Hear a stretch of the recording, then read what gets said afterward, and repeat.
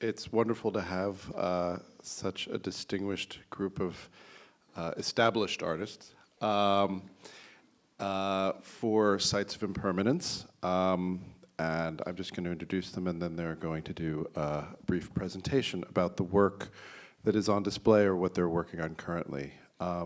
Sanford Biggers is an artist whose work is an interplay of narrative, perspective, and history that speaks to current social, political, and economic happenings while examining the context that bore them.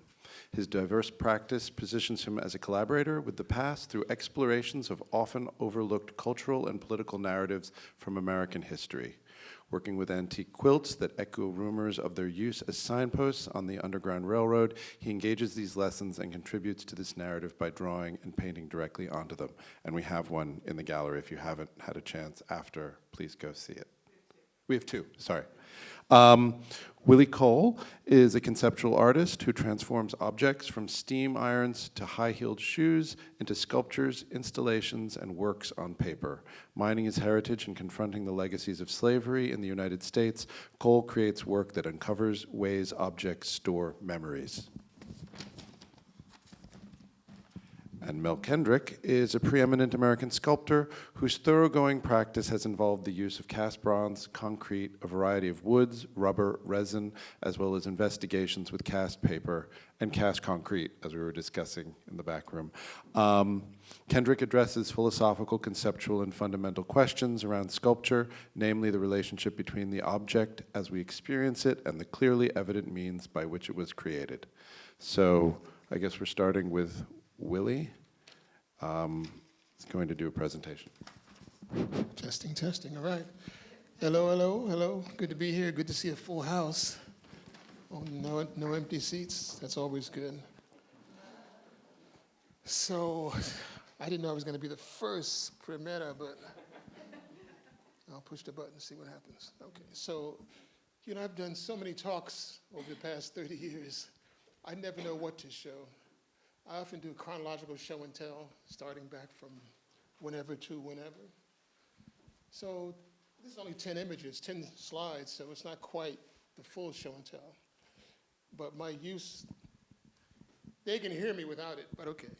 My use of found objects began with a hairdryer. I mean, before that I was making jewelry out of small rusty things I would find, but in the search for small rusty things I came to a factory, an abandoned factory that I'd seen from my apartment window in the projects.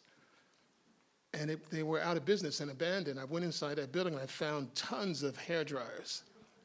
So with those hair dryers, I started making masks out of hair dryers. First mask I made out of hair dryers. And I wanted to make standing figures, but I couldn't figure out how to do it, so I did it as collage. So these are two of those collages. I think this is probably like 1980 something.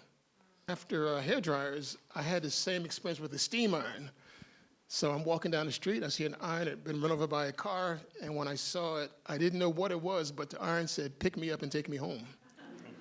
So I took it home, and back in those days, it was all about Polaroids. So I took a lot of Polaroids of the iron and had them in the studio, and I realized that the iron looked like a mask from Liberia called the Dan mask. And that led me to 10 years of making art only out of steam irons and steam iron-related things. This is the last iron piece I made. And this pretty much, I took a diagram from some iron box that showed how the iron broke down into parts. And I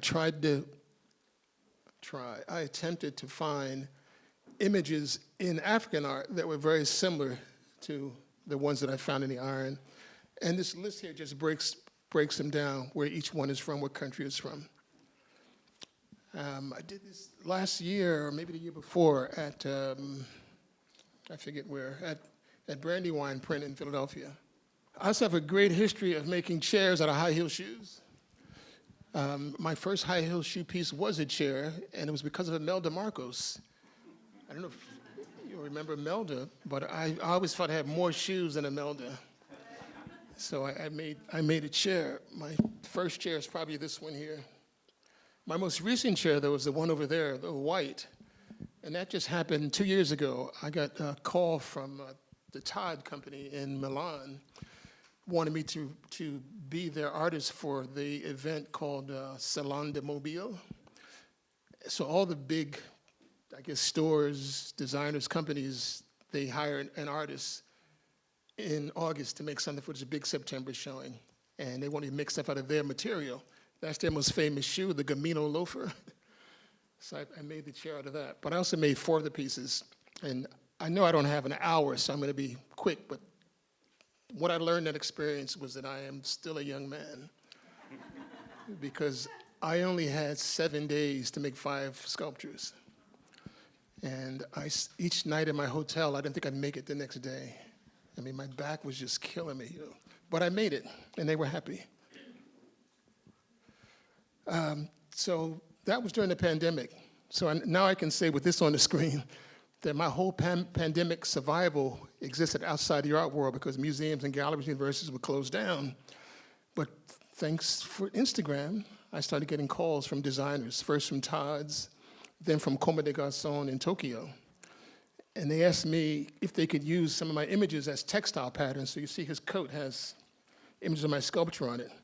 But then they asked me to make hats for the models to wear on the runway show. And because of the pandemic, I couldn't go to Tokyo. So I would photograph myself each day wearing the hat that I made that day. So, you know, by time, as the months went on, the show was successful. They actually gave me 75 garments in the show. They gave me 3 of each garment in the show. So I gave out lots of gifts. But all the photos of me wearing the hats, I decided to do paintings of them. So these are just 2 of those showing the hats. They actually call them headpieces, not hats. But, you know, so this is kind of what they saw, I guess. I started making a lot of masks out of high-heeled shoes, not because of Imelda, but I just saw something was there. I didn't know what it was. You know, the first ones were, I had a table with a pile of shoes on it. I didn't know what I was going to make. I never know what I'm going to make because, you know, I don't make any sketches. But playing with the shoes for like several days, I discovered that the heel of the stiletto would make a nice fang. So I started making just sets of dentures out of shoes. And eventually I built around it and added a whole face. This one's called Happy. And that one is called Zebra Town Mask. In the shoe studio, because I divide my materials into different spaces, but in my shoe studio, I have them all separated by color. So the only decision I make each day is what color I want to work in today. And black and white are my favorites, actually. So these are also shoe-based pieces, bronze cast. This one's actually a smaller version. It's here in the gallery. I think it's my interest in African art that made me make figurative pieces out of shoes. I would think about what I call the power postures. You see a lot of tribal art. There's images of females holding their breasts. There's images of people kneeling. So those kind of poses inspired this kind of work. And I eventually decided to blow them up, make them large. So that's 7 feet tall. This one's in Atlanta. This one's in Chicago right now at a show at the Kavi Gupta Gallery. And they're cast in bronze, they're cast in Georgia. Basically, I take the small one and I scan it. Once you get in the computer, you can blow it up any size in another material. So I blow it up and print it out in foam. So now I make a new mold from the enlargement, and that's how these are made. It's funny now, there's one of these at the Newark Museum, which is my home state museum, and people there think I had access to giant shoes, which I always find funny. So this is a kind of a taste of public art pieces. I guess what it shows, if you may or may not have noticed in my other work, that I'm into repetition, I'm into single objects, you know. So they had a school of technology and maybe science or something like that. But whatever it was, I decided that the thing that tied those 2 fields together was the pixel. And nobody can say what a pixel looks like, so I decided a pixel was a round ball. So I made these round balls for the campus. Each of these balls is 8 feet in diameter, and they're made out of fiberglass. This is the College of New Jersey in South Jersey. And even more recently, because that was probably 10 years ago. But about 12 years ago, I had a show at a place called Grounds for Sculpture, where the Justin Atelier is located. And when I had that first meeting, I found that there was no budget for the show. And And they have a big outdoor space. So I thought I'd be outdoors. They said, no, you're going to be inside the little domestic arts building. I'm drinking water during the meeting. And maybe I'm nervous, but I'm squeezing the bottle. And I realized all these lines on the bottle make it easy to transform the bottle like origami, just crush it, fold it, bend it. So that night I had a dream about a chandelier that had a Buddha in every bottle. And I made that chandelier for the show and been making chandeliers ever since then. I haven't shown them much in galleries though, but they're all commissioned pieces. That one over there, the Liberty Lantern, was on Park Avenue. This past summer, I think I had 4 chandeliers on Park Avenue, but it's now going to the Child Mind Institute. And the one in the middle is a commission from L&M Development Corporation for the lobby of one of their buildings. And this is actually the Buddha chandelier here. This is what he looks like in each bottle. This middle one I know is 5,000 bottles. This is actually larger than the other 2 in terms of diameter. But this one is only 3,000 bottles. This one is rings, just like this one, except for the rings are conical, so it gets smaller, whereas this one gets small, the top and the bottom. This one is no rings, this one is solid. So that means that if you're underneath one of these, you can see a hole in the middle and look straight up. This one, you can't do that because it is solid, much more tedious to make. And the reason I started doing the rings is because I can collapse them easy for storage. This requires an 8x8 case to store because it's 8 feet long. These now, they fold down to just be 20 inches height by the diameter. So, storage is, as Captain Kirk said, space, the final frontier. That's very applicable for artists. This show was my first show after the pandemic. My daughter-in-law met this guy, this musician, and when she told him that her father-in-law was an artist, he told her about Yamaha guitars, that Yamaha gives old guitars away to schools so kids can paint on them, the ones that don't work, the ones that aren't perfect in production. A little crack, a little scratch is imperfection. So when they found out about me, and that I was like Mr. Make everything out of anything, anything out of everything, they gave me 75 guitars. So last year, I think it was last year, I did this show of all guitars at Alexander & Bonin Gallery. Unlike shoes or irons or hair dryers, the guitars, I didn't have enough guitars to leave them fully intact. So I cut them into shapes, and this is the result of that. I'm left-handed, so that's why one is left-handed. And my son is right-handed. We both play the guitar, so that's why it looks like that. All of my stuff is sculpture. I've only shown one two-dimensional piece so far. The work that didn't sell at the New York show. I used to be in radio. The work that didn't sell in New York is now showing at the Country Music Hall of Fame because they saw this show and asked me if I'd show some of the pieces there. This was the first piece to sell from the New York show, though. And this is where I'm most recently making birds out of saxophones. That's the main bird over there spinning around. So I got a commission 2 years ago. They built a new airport in Kansas City, and I applied for it. And for me, as soon as I heard Kansas City, I thought about jazz. So my equation is Kansas City, Charlie Yardbird Parker, who's born in Kansas City. So I got the birds fly, planes fly. So I made birds out of saxophones. So here in the airport, you'll see there's a bunch of them here up in the ceiling in the B terminal. This is just a close-up, you can see their faces. In this installation, I have 2 different designs, this one and that one, wings up and wings straight out. They're so excited about this piece, they asked if they could have another one to sit at ground level, and that's where this one came in. They just installed this one a couple weeks ago, so it's now sitting at the airport also. I think this is my last image, but the evolution of this piece was Kansas City was so excited about this piece that the mayor has decided to make it key to the city. So I've made some miniatures. I've made some miniatures for that purpose. And I think that's my last image. So here's.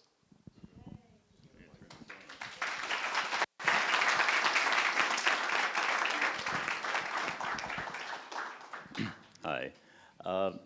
So I kind of like Willie. I do things in series, but not in order.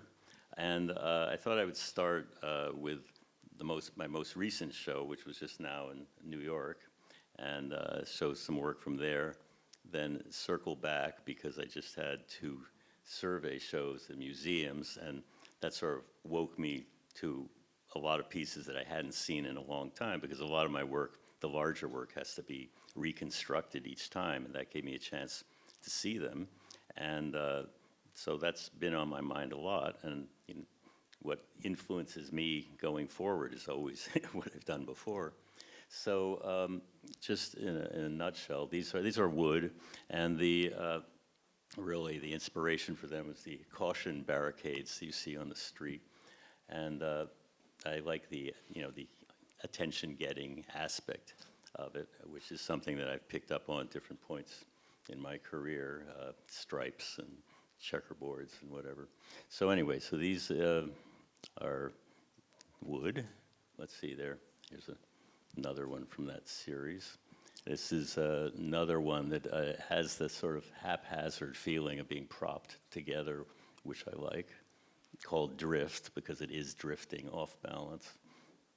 And then this one, just another sort of exploration of materials, because I've been working with EPS foam to make molds and casting, and I thought it'd be interesting to laminate mahogany around EPS foam, which made this beautiful stripe through the work.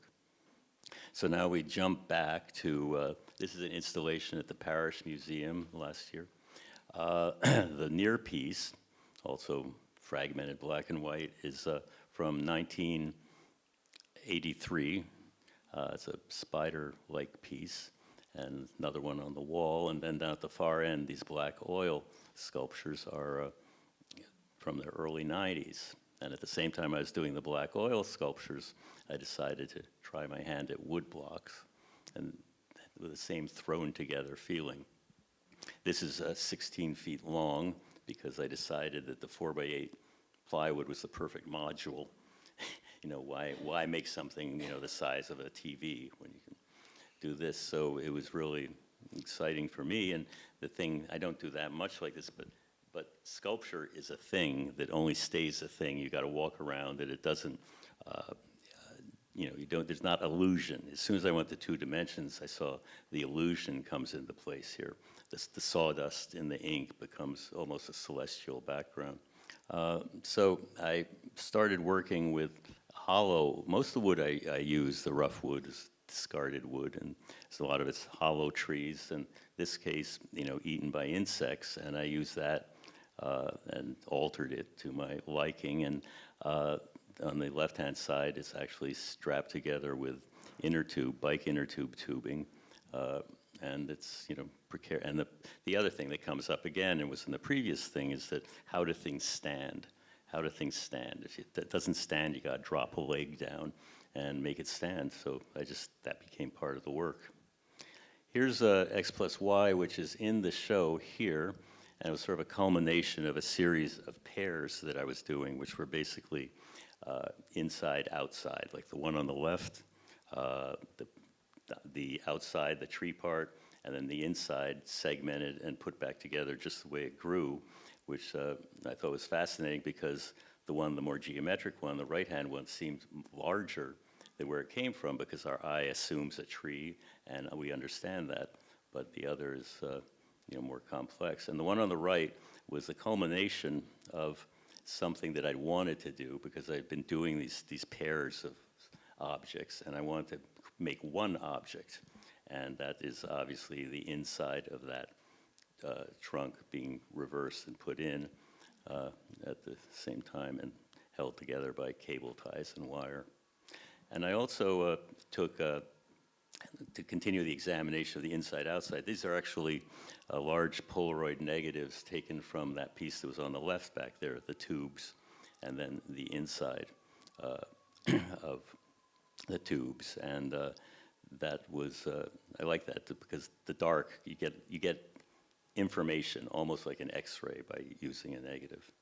And the Polaroid film that they used to have was great. continuing on with this idea of matching things up, and this group, I had started casting in rubber, so it wasn't, so I'd take the object, whatever it was I made, and then cast it in rubber and try to prop it up exactly the same way. Of course, rubber's flexible, and the thing that really interests me about rubber in terms of understanding things is that it's really like a liquid. You feel it's been cast, and it's that liquid quality. It's an object, but you feel like through every casting process, things turn into liquid, and it's more evident here.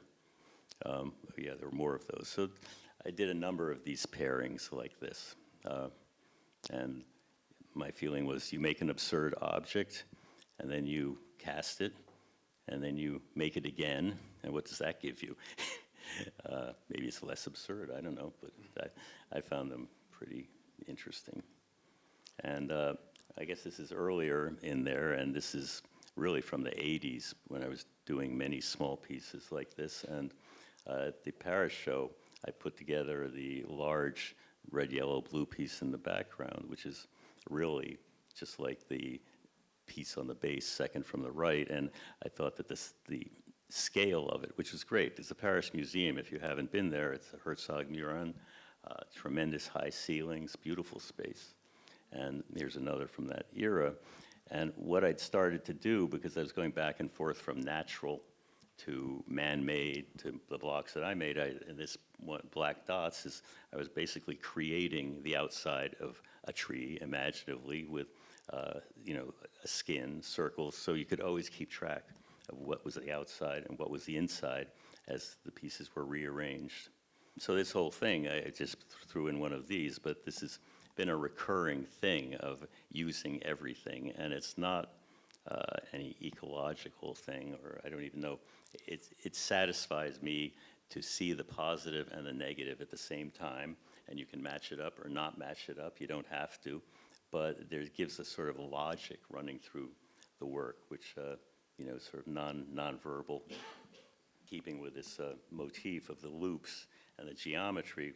When I started working more in blocks, this is concrete, and I obviously wasn't using tree forms, so I would make the rectangle solid, and then I would, you know, cut into them with you know, hot wire, make organic openings, and then pull the inside out and place it on top, so the outside became the base for the inside.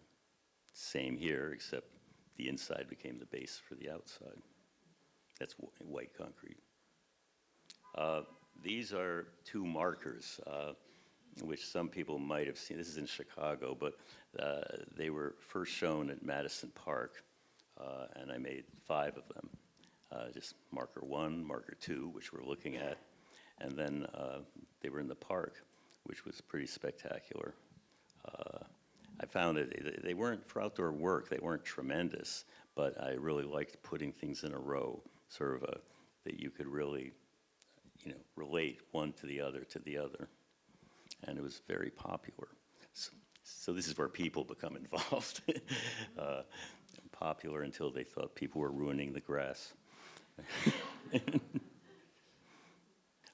Here came after this, and I went back to I decided to do not a random series, but a focus series. This is called jacks. This is one of the jacks. And you know, there's still solid concrete all the way through, but everything matches up where it's lined, you know, pulled out from inside and put on top. And this was shown at the old Parish Museum, Southampton, which looked a great place. And so I'd do these rough cut blocks on the outside, and it's fascinating because the way I worked, every single, you know, saw mark you see on the outside, you could find on the surfaces of the jacks on top. And now this is leads into the project that I'm working on now. This is a white line or draft, and I had the name drafts because you'll see in the next images, but it's really, this is EPS foam, and they are 9 feet tall, and I really wanted to involve the body more directly. I didn't want to make an object. I wanted to make something that could be experienced by moving through it.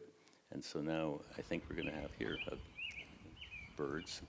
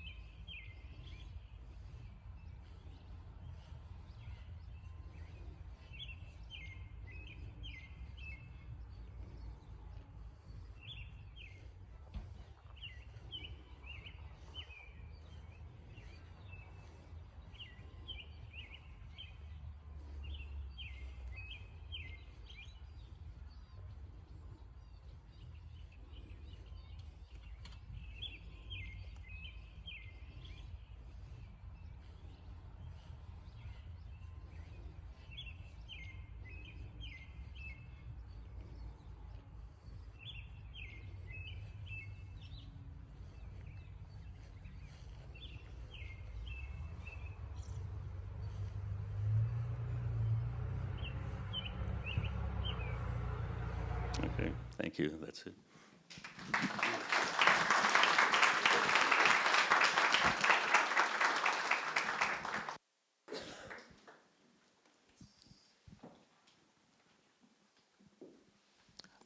Good evening. So I run into the same problem as Willie. I didn't exactly know what to put into this grouping. And since I have no monitor in front of me, it's sort of like image roulette, so we're just going to see what comes up. Yeah, let's just see. Okay, so I'm going sort of chronologically here. This is an older work from 2000, and an interesting aside, this was probably 2 or 3 years after, and I don't know if you know this or remember this, Willie, but I met Willie when I was in grad school, and you did a visit to my studio. So,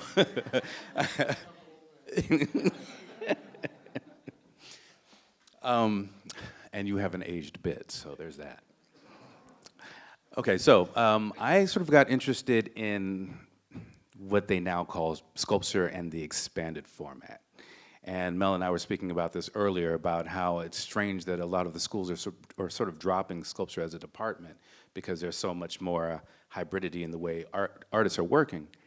But at that time, I went to the Art Institute of Chicago because they literally did have an interdisciplinary angle. Not that they had interdisciplinary classes, but you had access to professors and mentors from all throughout the school. So I was in the painting department, actually, and I painted no paintings at all, and I worked in sound and video and performance and objects.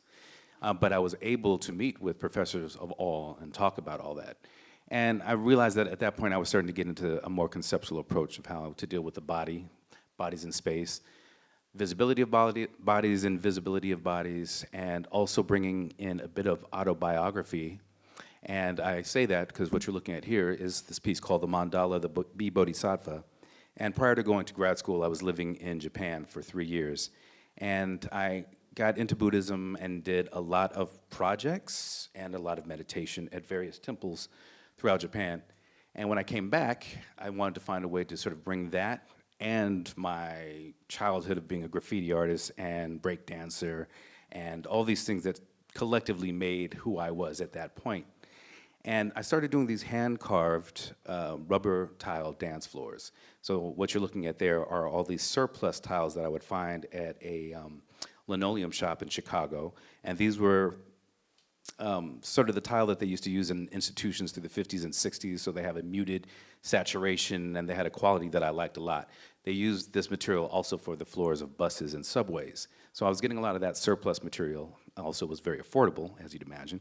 And I was hand carving and make these mandala forms, but I also wanted to charge them and make them into power objects, because that was another big interest of mine, is the idea of a power object.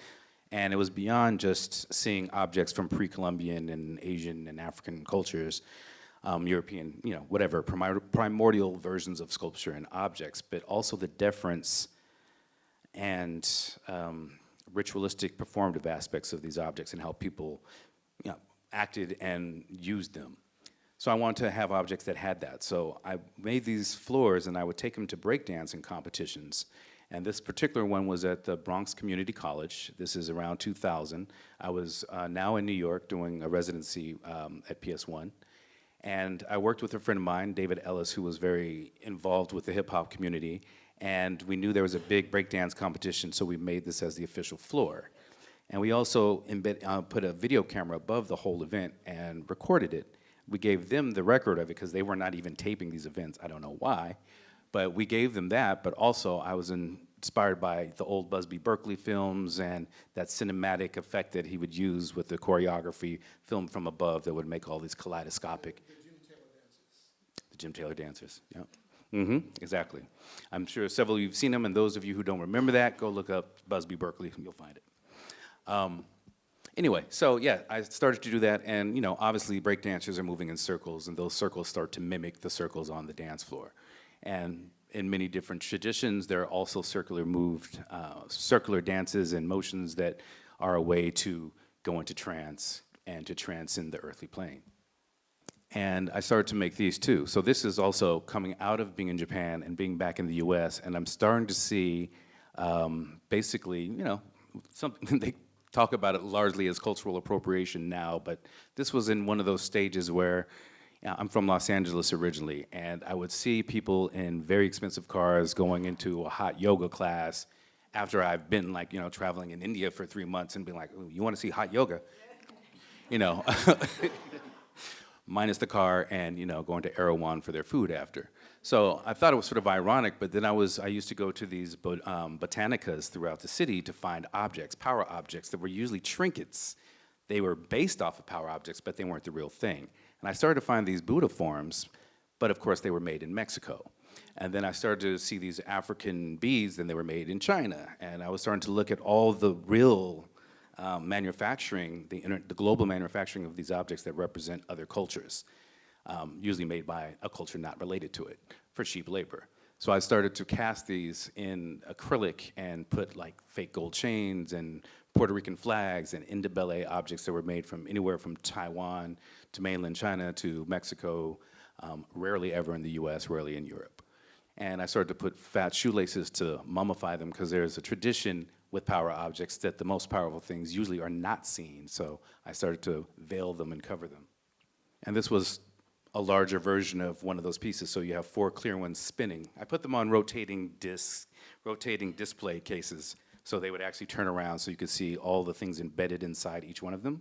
And then the central one, we just turned off the switch for the picture, but they're all spinning around when you walk in. So once again, it looks sort of like the dance floor with the dancers in circles. And these pieces were shown together, so it was really a sort of convoluted, but yet very personal way of dealing with hip hop, Buddhism, found objects, appropriation, you know, all the things that we love, right? And soon after, this is at the former Triple Candy. I'm sure many of you remember Triple Candy that used to be on 127th, 126th Street in Harlem. And I did a project there. It was really interesting. In the back room, which you can't really see, let me see if this, yes. Right there, behind that wall was another small room. And I did a reenactment of the film Network, the Sidney Lumet film with all black actors. I redid the sets, and this was soon after, this show I think might have been before 2005. It was a little bit earlier. And this was a little bit after 9/11, and you know, there was all kinds of anti-Muslim sentiment happening in the US, in New York specifically. And I wanted to reenact a prayer rug from a 6th century Afghani prayer rug. So I did this in colored sand. So this is all hand-poured colored sand. And I know we were talking about ephemerality as one of our themes, but I started to do work in sand because also I'm a bit of a contrarian. So coming out of grad school, I was doing sculptures that weren't on pedestals, objects that were not just on the floor, but were the floor or the ceiling. Impermanent objects, also using video and sound as a matter of making things that were ephemeral. So this took probably a good 300 hours to do, all different colored sands, and if you walked by it too fast or if you sneezed on it, poof, the whole thing just sort of dissipates. That's 20 feet by 40 feet, so it's massive. Now I start to go into some objects that are a bit more permanent, or at least we think they are. This is sandblasted or etched glass. And what I want to do, still dealing with the themes of Buddhism, is make another type of lotus blossom mandala. And that's what you see on the left. But as you get closer, you realize that these are images of the cross-sections of slave ships. And these were diagrams that slavers would trade amongst themselves to show how to best pack human cargo. So it's a very seductive piece from a distance, and then a very tragic piece the closer you get. Once again, this sort of contrarian and these dichotomies that I have in my work. And I wanted to do something clear in ending glass, so when a person is on the opposite side looking at it, they can see you through it, and you see them through it. And it's sort of how we all are sort of seeing ourselves through different lenses of colonialism, exploitation, and society, how much we've come away from this and how much we're still involved with this. And this, which was an honor, definitely, was an installation of that same piece right at the Rubin, which is, many of you know, right down the street, a Buddhist museum. Is it still there? Okay, till October, right. So if you haven't been, definitely go see it, because the museum will be closing soon. What's going there, does anyone know? Okay, luxury apartments. Okay, so anyway, this is in the stairwell, and it really creates a more sci-fi type of portal installation. Figure. I think we were talking about figures earlier today, and I go in between showing figures and not showing figures, implying figures. This right here is a piece called Blossom that is still on view at the Brooklyn Museum, and it is a tree that's made out of, basically we made rubber stamps out of a tree and patchworked them together on a steel frame. The tree comes apart in 3 different pieces, and then I retrofitted this piano with a MIDI player. So when you get in front of the sensor, it starts to play, the keys start moving, and it's playing my personal version and rendition of Strange Fruit. So, you know, I'm very interested in found objects. You see them in the work, but I also consider history a found object, recorded music as a found object, found video footage as found objects as well, and put them into works that also combine things that are actually handmade as well. So after several injuries and large shows like that, I started to work a little bit more discreetly. And I got inspired by a visit to it was the Whitney when they had the G's Bend quilt show. And I thought those works were doing a lot as paintings, but they were also very political in a sense. Political because the group of women that made them would typically not be in the Whitney. And it was an interesting move to do it at that time. And the quilts held their ground, and I started to go deeper into the history of quilts and read that they were often rumored to be used on the Underground Railroad as signposts. So as escaping slaves would see a different motif or a different theme on a quilt or a different way of folding it, it gave coded messages to those escaping enslaved people. So I started to see myself as a late collaborator, taking antique quilts, used quilts, quilts that were in disrepair, repairing them, painting on them, and using them basically as new canvases, but ultimately to make a palimpsest that is a communication between these generations in this time frame, our time frame, and yet to be viewed by people in the future as a way of looking at that palimpsest of American history, basically. And I use a lot of these motifs in many different pieces. The lotus you'll see pop up in other works. The smile you'll see pop up in different works. And I'm also playing with the idea of absence and presence. And if there's a figure, can the figure still lead to abstraction? And the quilts themselves being figurative even without a figure because they were used to cover figures and bodies in the first place.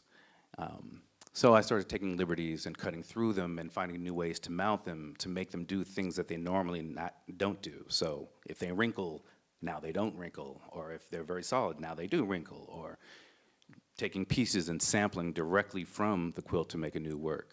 And using various painting techniques, trompe l'oeil, negative space, positive space, to just open up the canvas itself compositionally. And you know, there's a work that I sort of wish were here, and I don't think we don't have anything from the BAM series on here, do we? No, okay. I did a body of work before these marble pieces that is called the BAM series, and I made a very concerted effort not to put direct figures in my work for a long time, But around 2014 or 15, we started to see video after video after video of black men and women being killed by cops. And it was a knee-jerk reaction. It was a very visceral type of reaction to seeing that.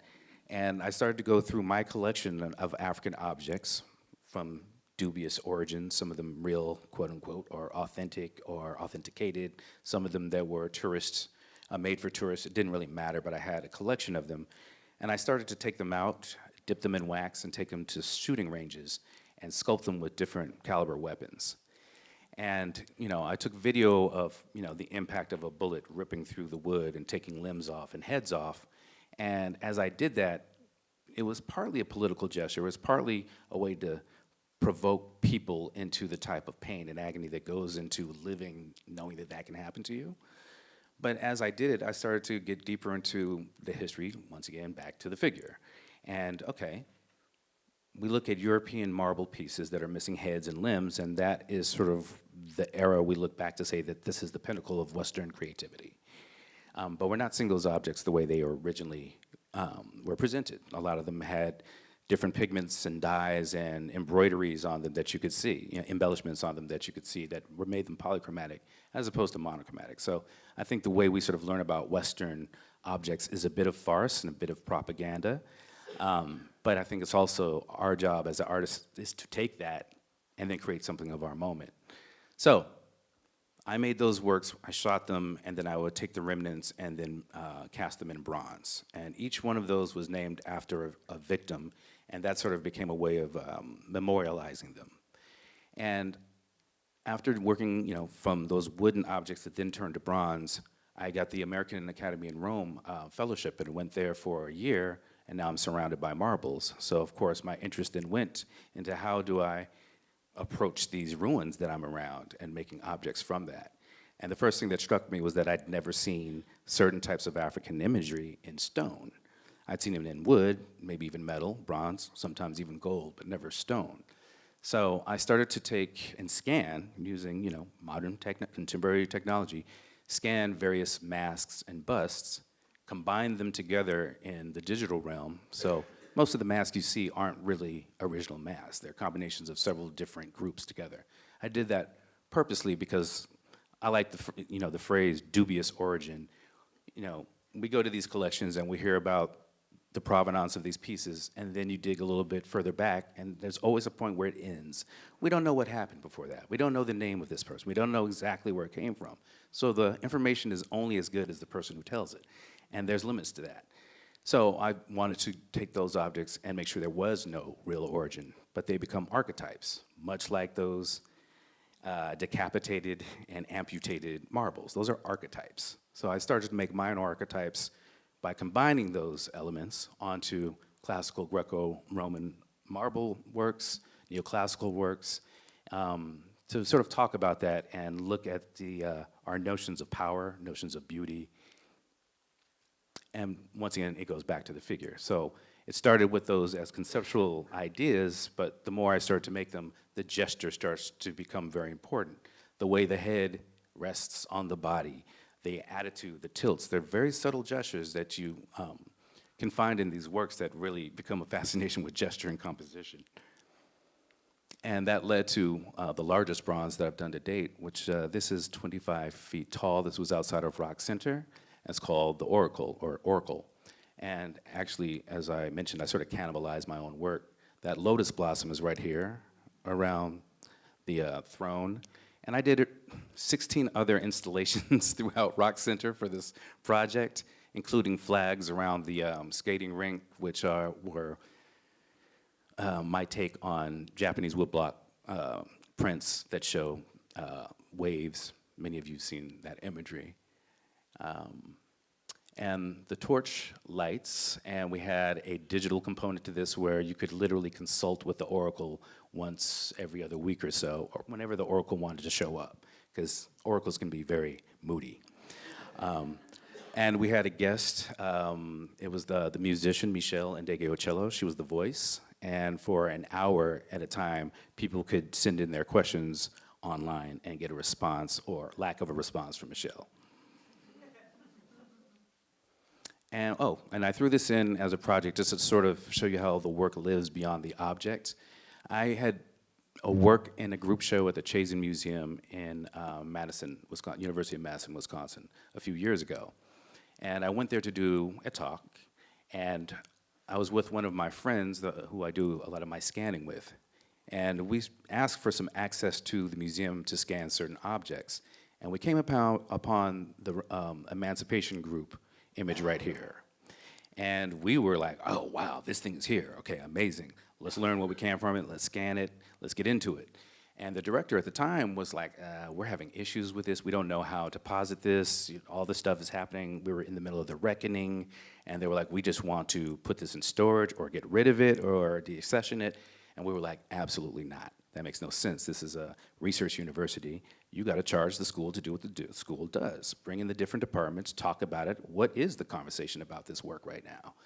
And that led to a very, very large project. I'm just going to move forward, where we ended up doing a whole museological project that ended up having a pedagogical aspect to it, so multiple classrooms were coming in, and we recreated the original room right here where that piece was showing, and then interjected some of my marble pieces. We had borrowed work from Kehinde Wiley, from Renee Cox, and we invited tons of different poets, singers, rappers, dancers from all around the US and then people locally to come and respond. And we created a website so everything lives online like that. And my idea going in was not to do a piece in response to the Emancipation Group. But as we started to assemble all this, I got interested. And I remember my dad used to show this image to me on the right, which is at Tuskegee University, and it shows Booker T. Washington taking the veil of ignorance off of a formerly enslaved person, whereas you have Abe Lincoln on the left also sort of saying, you are now a man, you're free, you know, basically doing the white savior thing. And so at that time, Frederick Douglass critiqued the piece, and he said, it's great that it was made, but why is he nude, why is he kneeling? And that was, a conversation in the 1800s that they had. There was a relationship between that and this Booker T. Washington, which is doing the same quote-unquote heroic gesture, pretty much. You see the gesture, once again, back to the gesture figuration, it's doing the same thing.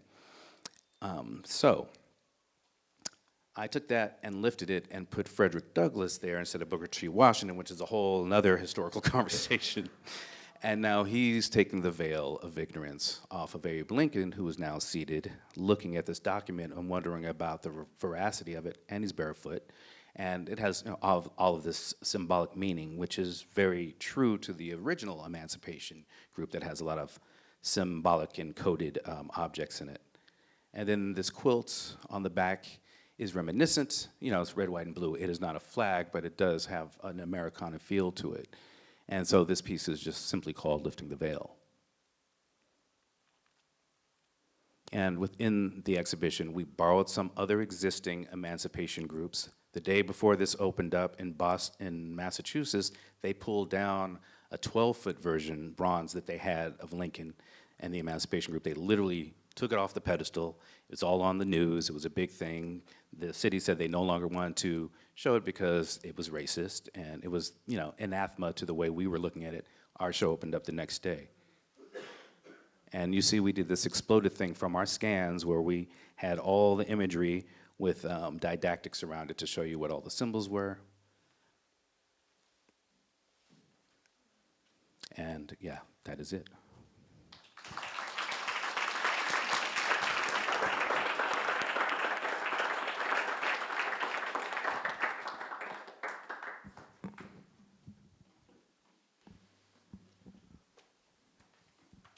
Well, I wanted to start a discourse with you, guys. So the first question I wanted to ask was, one of the underlying themes of sites of impermanence is the notion of ephemerality, whether that's in terms of material and the idea of art emerging from the transience of the everyday, or as Sarah Reisman describes in her essay, installations that reflect the precariousness of human existence.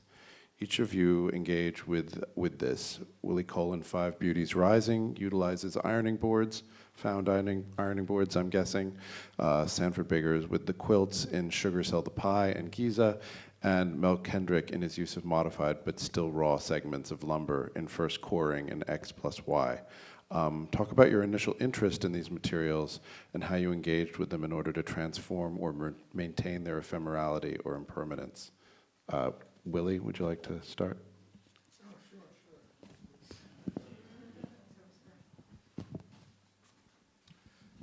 I always think that the objects are choosing me and not me choosing the objects. So my goal is always to exorcise or extract the history of the object from itself. That means its interaction with human beings. You know, like objects do have memory because they are made of the same thing that you are. Sometimes there's physical memory that we can see on the surface, like my pieces here, those iron boards have a lot of marks over them. And I'll confess, I added marks to give it more drama, but that then became the history of the piece as well. So if I'm recalling the question still, yes, I am looking to extract the history from these objects. I don't choose the objects. I feel the objects choose me. I don't know what I'm doing most of the time, but I'm listening, paying attention. As they say, stay alert and pay close attention to the object and see what it says. Mel? Well, it's interesting because in this context, I choose objects that have sort of no social relevance. In other words, they're not recognizable in our culture as having a meaning, and that makes it easier for me to go in and, you know, go inside it, pull it apart, but, you know, a tree's a tree, or in other words, I have stayed away from recognizable imagery in my mind anyway, and just it's part of my, you know, practice, what I do. And I wanted to ask you, with the wooden pieces, where do you source the wood? I picked up some. I see the wood by the side of the road, and I don't know, you know, maybe that sort of crotch of a tree, and also that one I showed, 7 from 7 with all the tubes. I literally just picked them up and took them back to my studio. The interesting thing about working with natural wood objects like that is it's very different than my approach to a new material like a block of wood. In other words, I have to spend time with it. I have to figure, what can I do that's going to make this any better than it already is, because they're pretty interesting. So yeah, anywhere. Discarded lumber. I mean, the sand works and the performative works, I feel, have to do with ephemerality. And because I like to contradict myself, I started to work with the bronze and stone to find if I could do something with something that was supposedly permanent. But then I realized that ephemerality and permanence is really a relative thing when you start thinking about deep time. And I think the time at the American Academy really brought that out. Because you would assume that the quilt pieces and that fabric would be gone by now, but I'm working with materials that are 150 years old and they're solid. And that was one of those dichotomies I also saw in grad school when there was a fiber department and I was in the painting department, but everyone just sort of boo-hoo-hooed the fiber department like, what are they doing over there? But it ended up they were actually doing the most radical work because they had expanded what their definition of fibers were.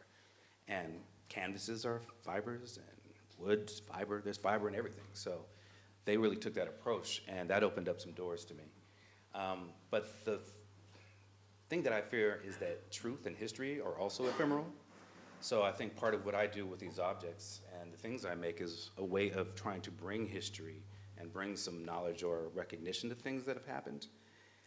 I don't think I'm trying to guide people on what to think about those objects or those instances, but I want to keep it somehow in the conversation before those things are just lost to digitalia or collective memory or whatever it may be. I was reading that in some of the quilt works, those are quilts from former slave owners or families.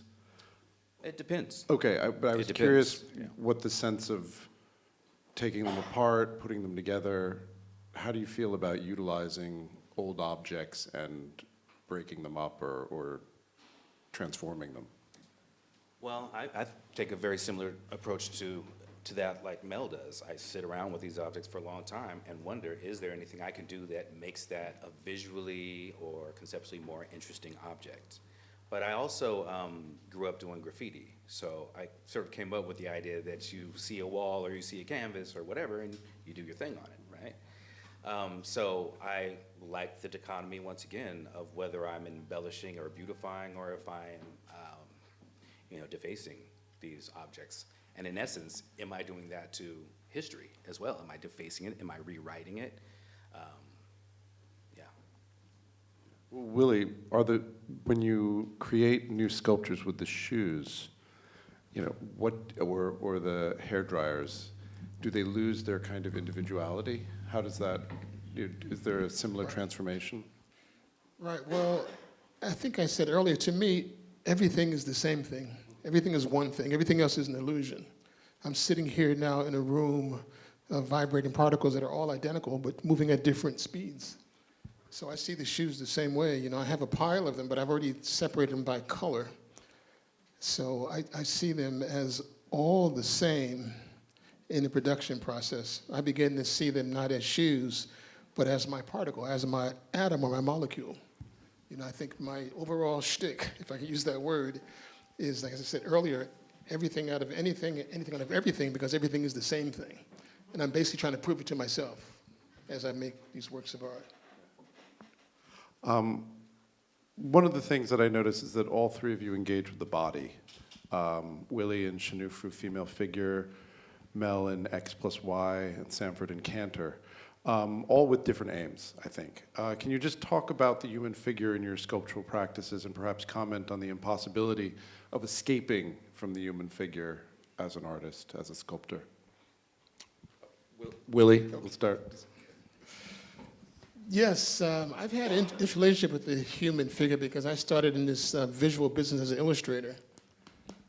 And I'm not going to go back to the history, but the illustrations were challenging in the 70s because we all came out of school doing the same kind of paintings that our teachers were doing, our professors were doing. So we couldn't really find any work. So I started doing children's stories, children's books with cartoon illustrations just to make a living back in the 70s. I would say today I use the figure because the figure emerges from the objects. Remember, I go in with no concept of what I'm doing. And I'm just playing, of course, because I am a figure myself, these kind of images are always circulating in, not just in my mind, but in the world around me. But I often like it when I get away from the figure. But even getting away from the figure is hard for me sometimes because I have these formulas in my head, this psychological, I don't know, almost like a scrapbook where I can see a face or body in anything. It's insane, but it's true. I have to check myself sometimes because I remember once I was at a Thanksgiving dinner and I saw a monkey sitting on the table. There was no monkey in there, but my imagination's gone to that place, for decades ago, where I see bodies in everything. These words that describe experience, it could almost be a nightmare. So help me, please, help me. Mel? Yes, I don't, this one hums, I guess. I don't, turn that one off.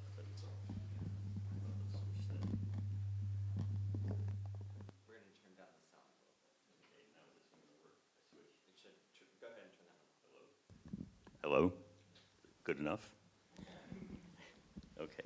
I don't use the figure. I avoid the figure at all costs. I am somehow, the most radical thing I've done is stay dedicated to the concept of abstraction. So if I see the figure turning up in work, I turn the other way. But it does. And actually my show, and when I did the survey show, I titled it Seeing Things in Things, because in my attempt to understand abstraction, which I still am, is I have no idea why it's successful or might be successful, or what sort of associations you bring to it that makes it work for you. But I didn't put it, seeing people and things. You could see other things, you could see anything.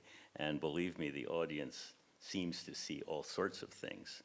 Now, X plus Y, I didn't make that thinking about the figure. It became somehow poignant because it was actually around the time of 9/11, and that is, it wasn't figurative. It's more about inside, outside, the plates attached. But even I can't disagree that there's a figurative aspect to it. Yeah, I have a fraught relationship with it. I came up in the days of, identity work. And in some ways I see it as a trap, and in some ways I see it as a liberating theme.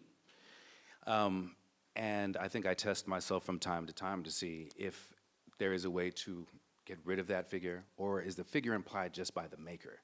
And that's why I see it as sometimes being a trap. But then I also take joy in the marble pieces because it really becomes so, actually for me, less about identity and about this idyllic form that you can play with. And I think that as a species, we have the proclivity of seeing ourselves in everything, or maybe it's just narcissism, I don't know, but we anthropomorphize and we see ourselves in things. So, to Mel's point, I think also, even in a work that is abstract, a viewer still has a way of finding a figure within that. And I'm wondering if the converse works as well. If you see a figure, but you could see abstraction. And I believe it is possible. And it is possible. But I think this also goes back to the identity thing. Sometimes I find being a black man in America is probably one of the most surreal and abstract experiences that you could possibly have. So I think the work sometimes comes down to that, And there's a lot of play. I think I play with all that. I think that's just, it's a material in and of itself. Well, as the last question, and then we'll open it up to questions from the audience. As a corollary to the whole figure question, I wanted to ask you about multiplicity, because all of you deal with multiples, mirroring, the sort of difference in repetition of an identical unit. What is your relationship with that? It's, I know you've sort of touched on it, but if we could... Yes, I was in a show once at the Robinson Gallery of Rutgers University called The Force of Repetition. Up to that time, I didn't notice that I was doing repetition at all.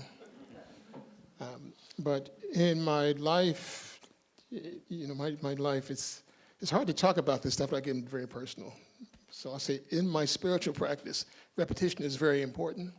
So in my art, it's the same way. Repeating things just gives it a different vibration, I feel. And I was inspired by the minimalists. So I do non-figurative work as well, by the way. But Carl Andre really got to me, and Armand got to me, because they didn't transform the object, they just repeated the object. And I could relate to that through Buddhism, but also through music. We got, it's a 12-note chromatic scale. Repeat those notes over and over again. You create patterns, you play those patterns over and over again, and it just makes it a more powerful presentation. It's like you saw it once or you heard it once, but then you see it again, so you see it different, and that makes you investigate the whole thing a little closer.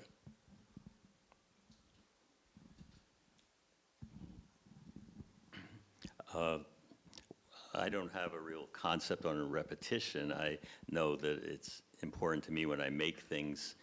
The thing I make usually comes from the thing I made before it. Sometimes they can be very similar, or they can, invoke, there can be more change involved, but it's a very satisfying thing. So this keeps sort of the self-referential,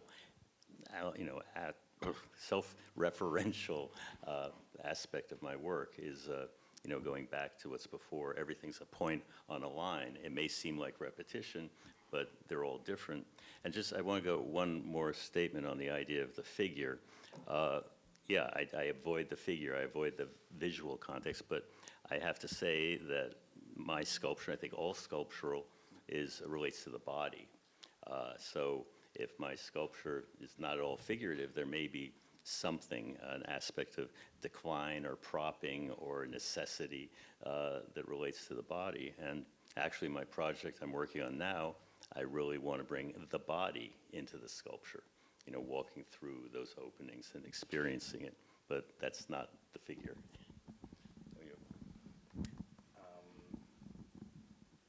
Question again, I'm sorry. Multiplicity. Yes. Yeah, I agree with what Willie's saying about music, and I think that happens in particularly the quilt work. Is repetition is sort of a way of it's like creating various chords or tonics in the work that I think trigger something in our retina. But with the marbles, I definitely see, I'm interested in duality, and it goes really back to looking at Janus figures and how those are supposed to be good and evil, spiritual and bestial, you know, the opposites basically, and the duality of humans.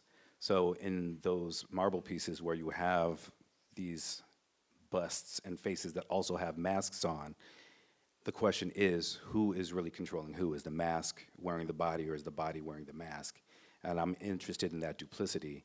I think it's things that we, you know, all to some degree deal with internally and societally, but I think that's just sort of how the metaphor works for me. And I really do put that back to looking at Janus figures. And back to what Willie said earlier about not noticing that you were, you know, using repetitive objects. Is that also kind of a level of subterfuge? Like you're introducing a kind of moment where people don't quite realize what you're working with until they see it. So with the shoes, you don't always notice immediately that they're made of shoes, like some of the larger cast objects you showed outside, or the lotus, which is sort of takes a minute. I mean, is that something you're also doing, is pausing? Yeah, it's like, man, you know, I just had a talk last week, so I feel I'm saying the same stuff over and over again. But, you know, if I could choose like a popular expression, I would choose the Groucho Marx quote, "Are you going to believe me or your lying eyes?" And I come to this point, or should I come to this awareness that if art, the more senses a work of art can touch, the better it is. But the more it can touch those higher human faculties, being perception, reason, imagination, intuition, memory, and will, the more powerful it is for me as an artist as well. So, you know, my saying start out with will. I have the will to make a work of art. Once the art is made, I'm challenging your perception. I mean, you're all smart, intelligent people, I assume. So you're looking at shoes, but why do you think you're looking at a face? Why do you think you're looking at a mask? So I'd like that kind of thing. It's like the Twilight Zone, or when I was a kid, the Outer Limits. The show would come on, and they would have this, and the announcer would say, "Do not touch your dial. We are in control." So that's my, it wasn't a conscious shtick, but it's come to that. You know, it's like I'm making something to challenge your perception. You know, I'm making something that triggers your own imagination. And all those things happen when you see like a head made out of shoes. You know, so that's how it happens. Are you trying to, Mel, are you trying to sort of at times hide the inherent nature of the medium? Similar. No, I don't see that. I mean, it's all right there. I just wanted to say, because we're talking, is it on? It's on? Repetition is one thing, but I think we're talking about duality, seeing something in two different ways at the same time. I think both, everyone is thinking that way. You put something out there, and it's not exactly what you think. You have to spend time with it and absorb the other information. I think that the repetition is just part of the method. It's a method of making something, but it's the duality, seeing two things at the same time and trying to, you know, track that down. But I think it's more important. So my sense of repetition has to do with repeated objects not making the same work over and over again. I've been through that stage too, but you know, in the past 10 years, it's more about using a single object in a single piece. So it's more like multiplying than adding. And you know, like if I wanted to make a portrait of any of you, and I want to make it a sculpture portrait, if I choose to use any material, like if I need to make an eyeball and I say, okay, I got a barrel of pool balls over there, I'll use one of those for an eyeball, that just seems too easy for me. I want to challenge myself and see everything out of a single object. So I guess that's just my addiction with objects. So a single object multiplied. Actually, for a while, I saw it as what I call minimal maximalism. I tried to convince the DIA Center of that. They didn't go for it. But I still, because I'm using a single object multiplied, I still think it's very close to a kind of minimalism. They just haven't caught up with me yet. I don't have much to add. I'll say that I'm also a big fan of a slow reveal. I like work that has layers. I try to make work that has layers. I think all of us are very generous with our audiences in terms of what we give them. And I hope for the reciprocity that they'll take the time to go through the different layers and find surprises for themselves. And I do take distinct pleasure when somebody tells me about one of my works and tells me things that I don't know. So I like for them to have enough multivalence that can happen. Everything is not predetermined. So chance, you know, what we're doing is putting out experiments, and how it lands is a whole nother thing. Yeah. Do we have any questions from the audience?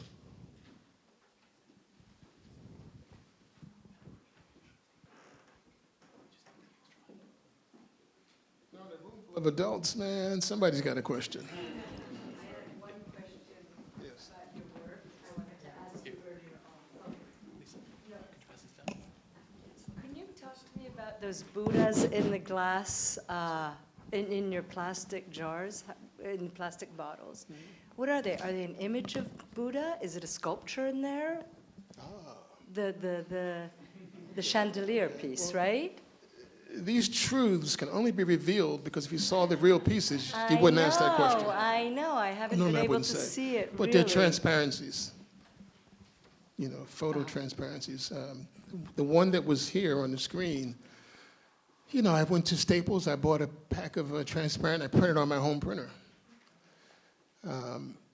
But after that show, I hung it in my front yard. And after about 3 years, Buddha had turned all different kinds of rainbow colors. Cool. So for the Statue of Liberty one that was in New York, I had it printed with a special ink that could survive the elements because it was outside all summer long. But just photo transparencies. Great. In the bottle, not on the bottle, not Yeah, labels, but inside. inserted. And that's the repetition, you know, that's like, with that Buddha chandelier, there's like 4,000 Buddhas there. You know, you can't look straight through. But Statue of Liberty, there's only 2 rows deep. Then it's a big space to get to the other side. But I guess that is part of my repetition. So I'll ask a question about the idea of misrecognition. And it's prompted by thinking about a piece that you showed, Willie, the pixels. Because when they were installed at the College of New Jersey, I think there was quite a reaction from the students. Sort of like because of the incongruousness with the Georgian architecture of the older buildings. So not to harp on that, but to ask, are there examples in each of your work where the work is misrecognized in a productive way? Just to think about that. And I don't know if the answer's not at the ready. It's not much of an answer, but when you first become an artist, you hope that a critic will come along and tell you what it's really about. And then you realize they don't. They had a good day, they had a bad day, they have no idea what you're doing, it doesn't matter. But once in a while, somebody comes and reacts in a way that I, as the maker, couldn't possibly know that I'm doing. And if it feels right to me, that, like you said, that's a fantastic moment. So that's, I don't know where we were with that question.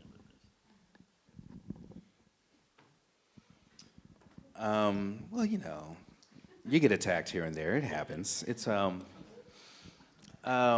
mean, but that's what happens. You know, I think that's also one of the things between being artists. I did a piece that I call Fatal Bert, and if you read it slower, it becomes Fat Albert.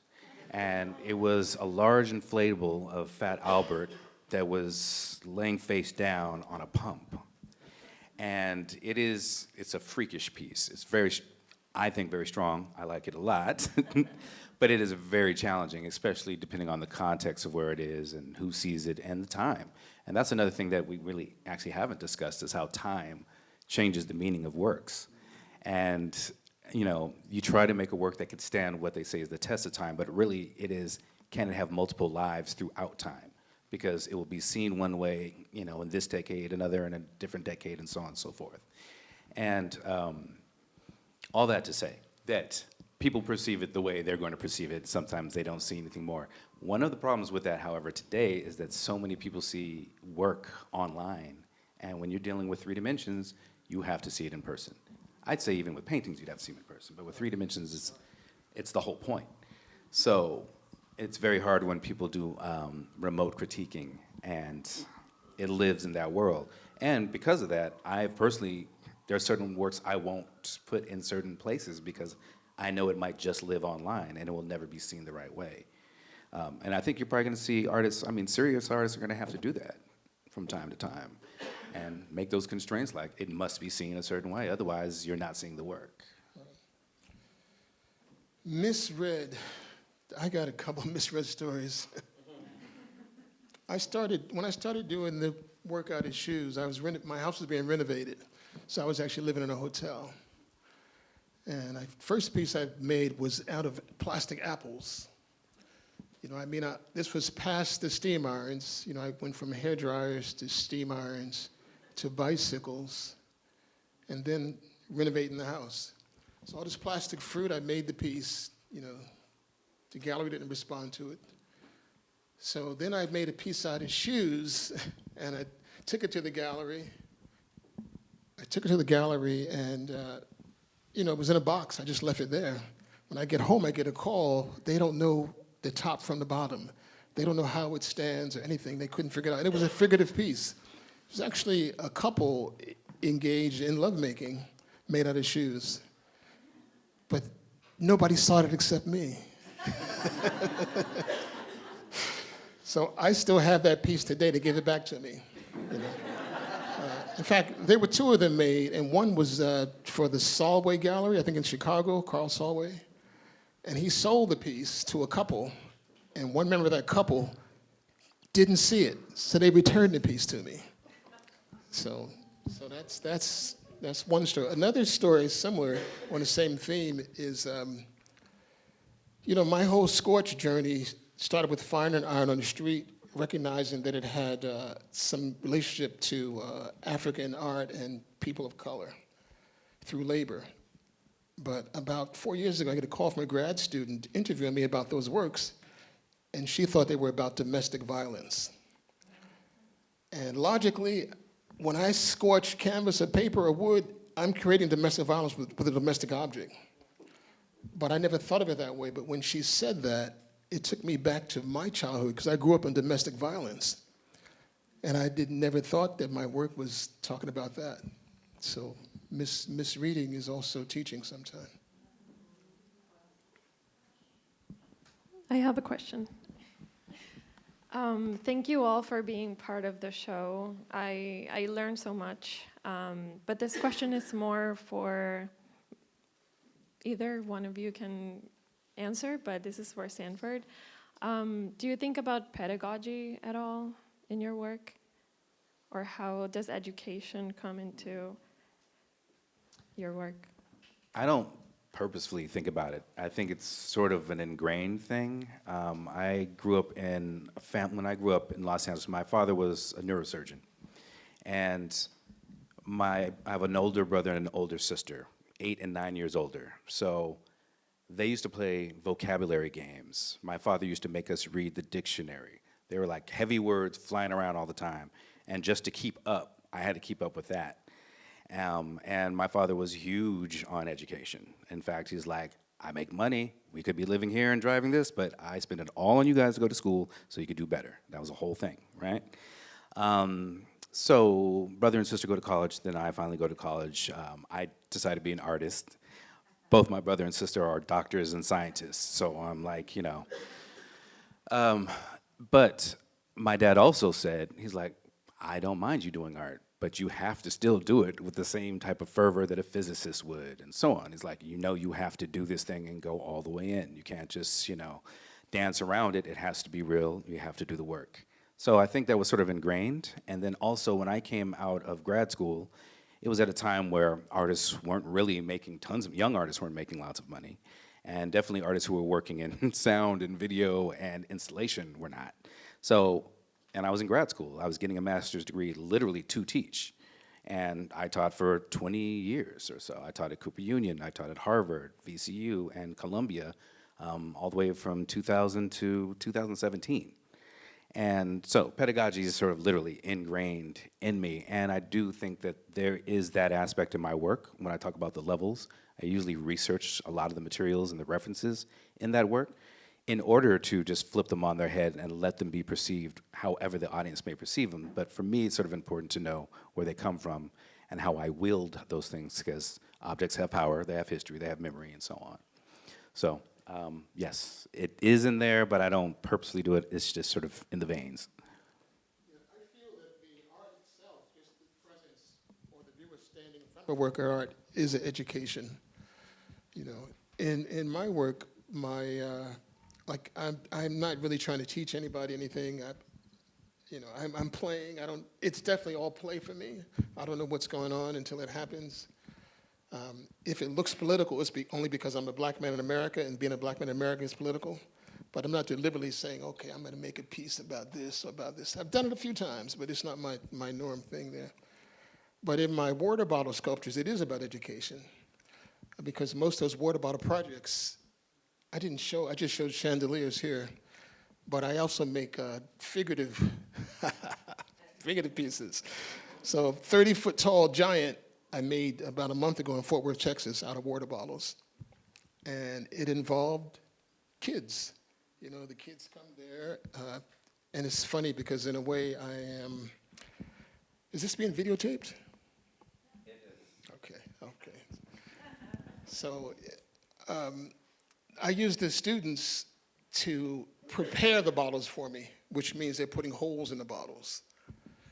And that is the toughest part of the job. But during that time, they're all sitting at long tables just going, because we do it with a soldering iron, they're just going, psst, psst, repeat it over and over again. So, you know, their mind is in a certain state during that time. They don't have to think about anything, you know.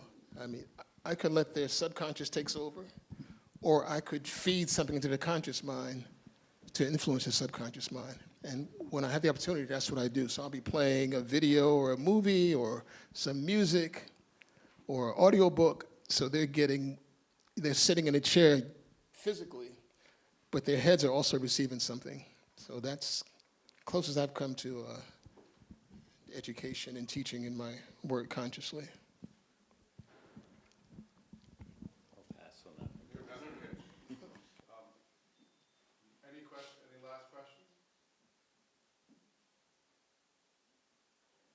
Okay, well, thank you so much. It's been wonderful.